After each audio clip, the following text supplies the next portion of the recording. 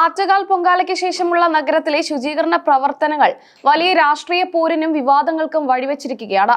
പൊങ്കാല കഴിഞ്ഞ് 4 ദിവസങ്ങൾ പിന്നിട്ടിട്ടും നഗരം മാലിന്യമുക്തമായില്ലെന്ന പരാതികൾ ശക്തമായതോടെയാണ് വിഷയം സർക്കാർ തലത്തിൽ ചർച്ചയായത്. പ്രശ്നത്തിൽ കടുത്ത അതൃപ്തി രേഖപ്പെടുത്തിയ മന്ത്രി വി ശിവൻകുട്ടി വീഴ്ചകൾ ഒരു കാരണവശാലും അനുവദിക്കില്ലെന്ന് വ്യക്തമാക്കി. സംഭവത്തിൽ അടിയന്തരമായി ഇടപെടാൻ ജില്ലാ കളക്ടർക്ക് നിർദ്ദേശം നൽകിയിട്ടുണ്ട്. പൊങ്കാലയ്ക്ക് ശേഷം ഇത്തരം വിവാദങ്ങൾ പതിവില്ലെന്ന് മന്ത്രി ചൂണ്ടിക്കാട്ടി. എല്ലാവരും ഒത്തൊരുമിച്ച് നഗരം വൃത്തിയാക്കുന്ന മാതൃകയാണ് മുൻകാലങ്ങളിൽ ഉണ്ടായിരുന്നത്.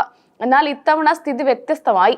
പിശകുകൾ എവിടെയാണ് സംഭവിച്ചതെന്ന് പരിശോധിക്കണം. ഇതിനായി കോർപ്പറേഷൻ അടിയന്തരമായി ഇടപെടണമെന്ന് മന്ത്രി ആവശ്യപ്പെട്ടു.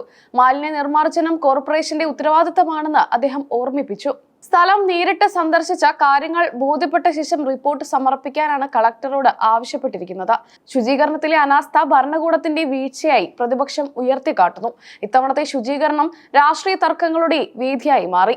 ആറ്റുകാൽ ക്ഷേത്രത്തിന് സമീപം മേയർ ശുചീകരണ യജ്ഞം ഉദ്ഘാടനം ചെയ്തതിന് തൊട്ടു പിന്നാലെയാണ് പെൻസർ ജംഗ്ഷനിൽ മന്ത്രി വി ശിവൻകുട്ടി പ്രത്യേക ഉദ്ഘാടനം നടത്തിയത്. ഈ നടപടി ശുചീകരണത്തിന്റെ ക്രെഡിറ്റ് തർക്കത്തിലേക്ക് നയിച്ചു. ഒറ്റക്കെട്ടായി ചെയ്യേണ്ട പ്രവർത്തനത്തിൽ പോലും രാഷ്ട്രീയ താൽപര്യങ്ങൾ കടന്നു വരുന്നത് നിർഭാഗ്യകരമാണെന്ന വിമർശനം ഉയരുന്നുണ്ട്. പൊങ്കാല ശുചീകരണങ്ങൾ തുടങ്ങിയ നാൾ മുതൽ CPIM BJP നിഴൽ യുദ്ധം സജീവമായിരുന്നു. ഇത് ശുചീകരണ ഘട്ടത്തിലും തുടരുന്ന കാഴ്ചയാണ് കാണാനാവുന്നത്.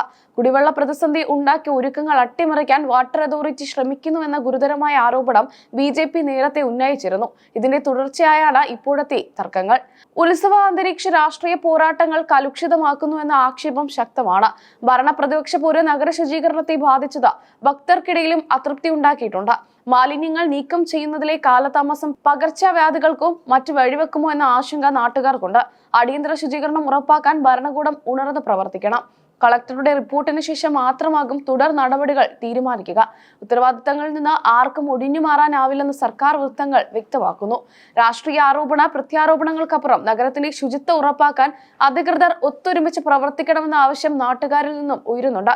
വരും ദിവസങ്ങളിൽ ഈ വിഷയം കൂടുതൽ രാഷ്ട്രീയ ചർച്ചകൾക്ക് വഴി തുറക്കുമെന്ന് ഉറപ്പാണ്.